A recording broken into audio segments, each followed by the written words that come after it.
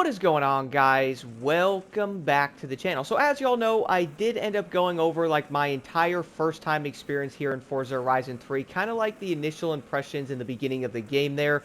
Now I wanted to talk about like some of the things I loved in this game right off the bat. And the first thing I gotta say here, I did end up mentioning that in the other video, is dude, honestly, the off-roading in this game feels absolutely amazing. I love the vibe it has. I love the way the cars feel. And the insane part is I really don't have a ton of off-road stuff yet. I did actually end up getting a buggy finally. I did end up getting a rally car, and dude, I'm hooked again on off-roading, man. It's funny because that's all I kind of did in Forza Horizon 5 a lot, at least most of the time.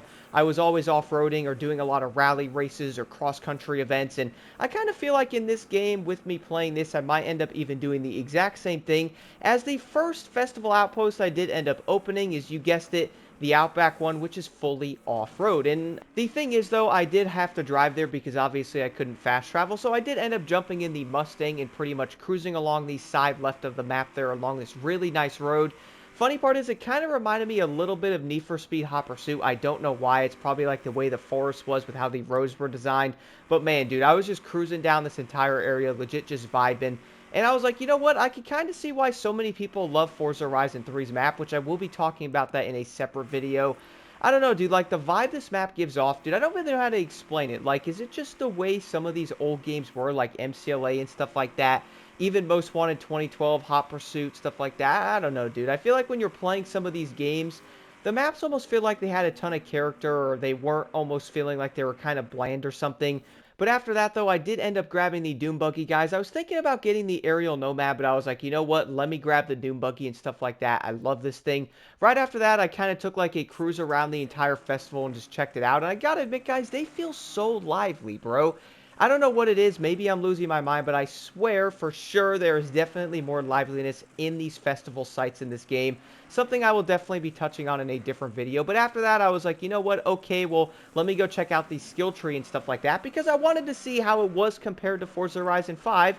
And it turns out they did do a few things differently in this. And you know what? I kind of like the way they did it. There is main skills you can unlock. There's festival boss perks you can get and instant rewards. Upon getting your skill points, you guys can unlock basically all of these, getting you a money bonus, different things. And to be honest, I do like the way they did end up doing this. I will even have this in a different video where I will probably talk about the overall progression of Forza Horizon 3 is, upon first glance, guys, and with me being a new player, I'm going to admit something. This game really does feel like it has progression. Like, I'm not going to lie there 100%. I feel it a lot in this game, even compared to Forza Horizon 4, and it's something that I really do enjoy a lot. But after that, I did end up jumping into the buggy, and I was kind of exploring a bit, and I did end up finding another bucket list event, which, to be honest, I really do enjoy these events. I think they are very cool with how they're set up. And the biggest reason for that is I can drive cars I may not have, or I also find these events to be very entertaining. And being a newer player, you're probably like, okay, well, this will probably be some like boring event, but no, some of these routes are pretty wild, man. I did end up doing this one here, which you guys will see in the background. I pretty much had to drive through the entire desert area, pretty much avoiding the road. I would probably say you don't have to do that, but obviously getting there a bit quicker and then unlocking it, hitting the main target time there was just so dang dope, dude. I was like, all right, that was a pretty cool first event. And then once I did end up beating that, I was able to go and expand the entire festival, which guess what that did? Gave me more skills, more events, and even more things to unlock. And that's something I personally really enjoy. Again, it's kind of along the lines of progression. And with that being said, once I did end up, building the entire festival or getting to the next part, I was able to buy a rally car for pretty cheap and start doing those events. As y'all know, I was like, okay, well, maybe I'll pick the Subaru, but I did end up kind of picking the Subaru in Forza Horizon 5, and I also did end up picking the Lancia in 4, so I'm like, you know what, this time, let's go with the Lancer. And you know what, dude, the Lancer is absolutely insane. But right after I did end up picking that Lancer, I was like, you know what, let me go do some of these other events first, and kind of, see how the game looks, see how it plays out. And I was doing an off-road event in the buggy, which I did end up flipping over because I kind of miserably failed at driving. But one thing I noticed, guys, right off here, and you could probably say right off the bat, is just the way the skybox in this game looks, the way the sun shines in, kind of makes everything really bright coming through the clouds and stuff. Like, this game really just has a different vibe to it, bro. I've been seeing a lot of people saying that, dude, you're not going to like the Forzas, like they're all the same, it's just copy and paste it 5 times. And you know what? I don't think that's true, bro. After playing each game literally back to back and going through them, I'm now obviously on 3.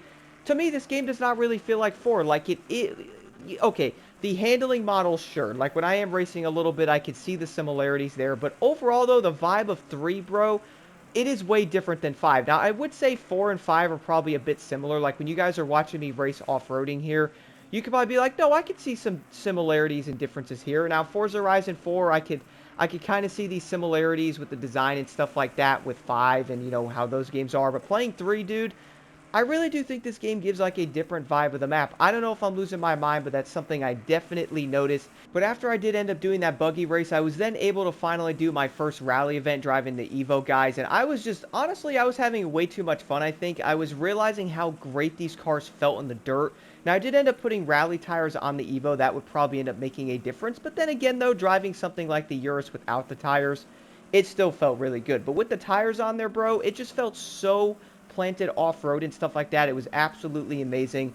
And that's just something Forza really does seem to kill, man. The handling overall is something I really have noticed really quick again. It's just so dang great. Speaking of that, you guys will now see me in an Infinity Q. I think it's a Q50. I think Q60. Either way, I did end up driving this car. I managed to get this thing from a wheel spin. And to be honest, I was very happy because this car is actually pretty dope, man. I did end up finding one of the Drivatar things, which is really cool, 1v1ing them.